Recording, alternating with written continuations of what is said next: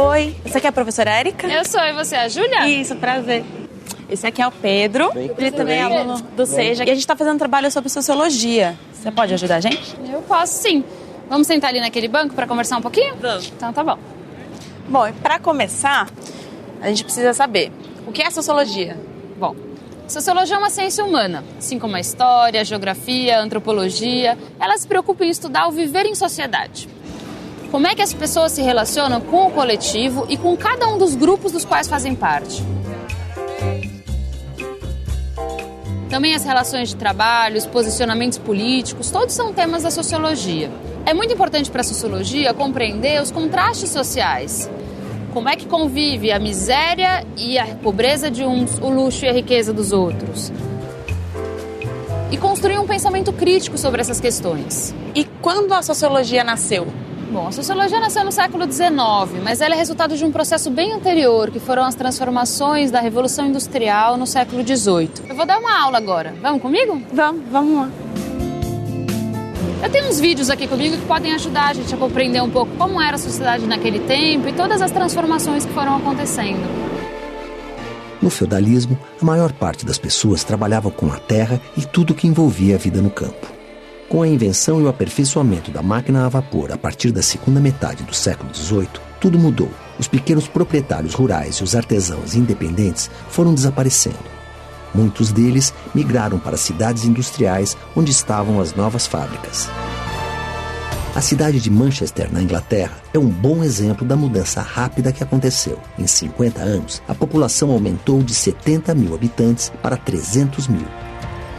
E tinha lugar para tanto migrante nessas cidades industriais? Aí que tá, não tinha nem lugar e nem trabalho. Eram muitas mudanças e muito aceleradas, né? Nos padrões sociais, o sistema econômico, o sistema político, as novas tecnologias, o capitalismo se desenvolvendo rapidamente. Por isso é que se chama revolução. A sociedade se transformou completamente, profundamente. A relação entre vassalo e senhor do feudalismo deu lugar no sistema capitalista para a relação entre operariado e burguesia. Os burgueses eram donos dos meios de produção, ferramentas, máquinas e matéria-prima. Os operários não eram empregados fixos e, assim, tinham que conseguir a cada novo dia um lugar para trabalhar. E como não havia nenhuma lei que regulamentasse o trabalho nas fábricas como acontece hoje em dia, a jornada naquela época era de 14, 16 horas. Então quer dizer que se eu vivesse na época da Revolução Industrial, no começo do sistema capitalista, todo começo de dia eu teria que procurar um emprego e depois de trabalhar 14 a 16 horas por dia, eu estaria desempregada e teria que começar tudo de novo no dia seguinte. Isso mesmo. É terrível. Não tinha trabalho para todo mundo. A miséria e a fome se espalharam. Houve um aumento assustador do alcoolismo, da prostituição, da criminalidade, da violência.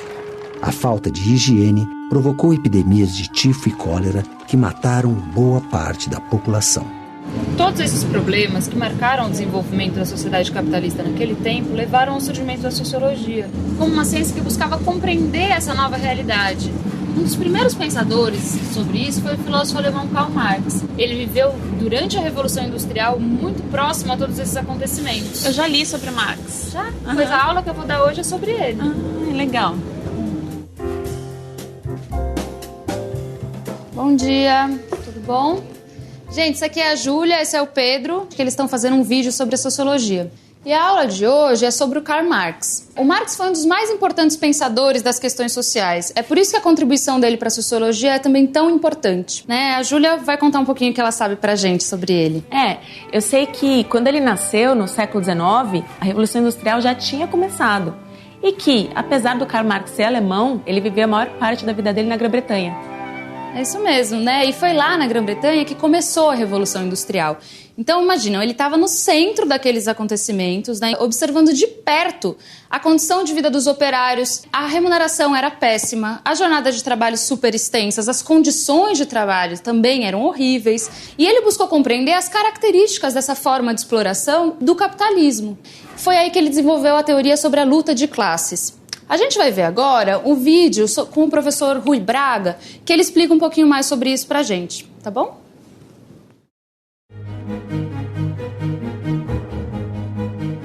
Na medida em que, nesse período, você tem um processo de muita mudança, muita transformação na sociedade, nas relações sociais, e ele vai concluir que a sociedade muda. Por quê? Porque o capitalismo é uma força social muito poderosa e dinâmica.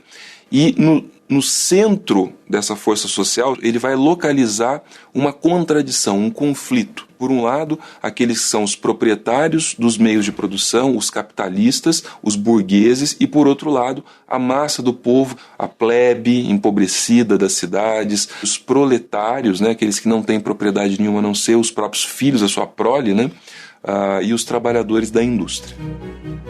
Ele diz o seguinte, olha, quanto mais a empresa procura ter lucro, porque ela precisa fazer frente à concorrência, mais desigualdade isso vai criar em termos sociais. Por quê? Porque ela vai precisar ficar com uma parte cada vez maior desse excedente, explorando a outra parte que trabalha, e consequentemente, como você tem uma acumulação numa ponta, você tem o quê? Você tem um empobrecimento e você tem, vamos dizer assim, o aumento da desigualdade na outra ponta.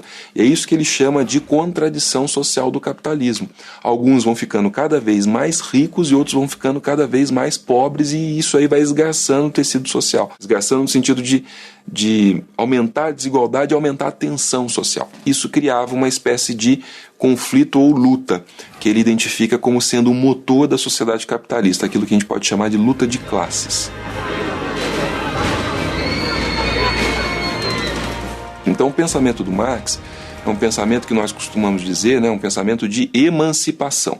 Ele vai buscar construir uma teoria e uma prática social que procure organizar as pessoas na direção da emancipação social. É a ideia, por exemplo, do socialismo, do comunismo, como, vamos dizer assim, a forma de resolver aquelas contradições num sentido progressista, num sentido de transformação, de melhoria, de socialização da propriedade, no sentido, vamos dizer assim, de libertação das pessoas.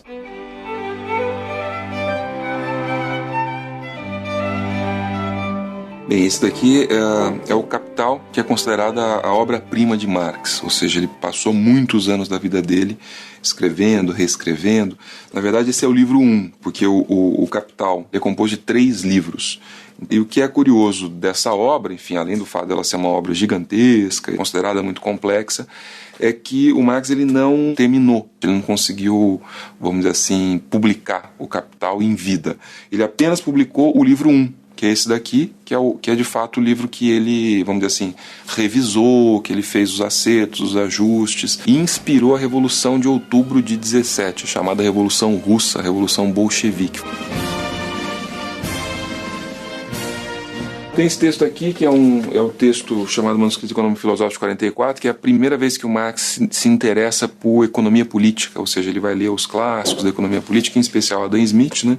E esse é a Ideologia Alemã, que é uma obra de crítica ao idealismo alemão, mas é o texto que pela primeira vez aparece a concepção da história de Marx, né? O chamado materialismo histórico.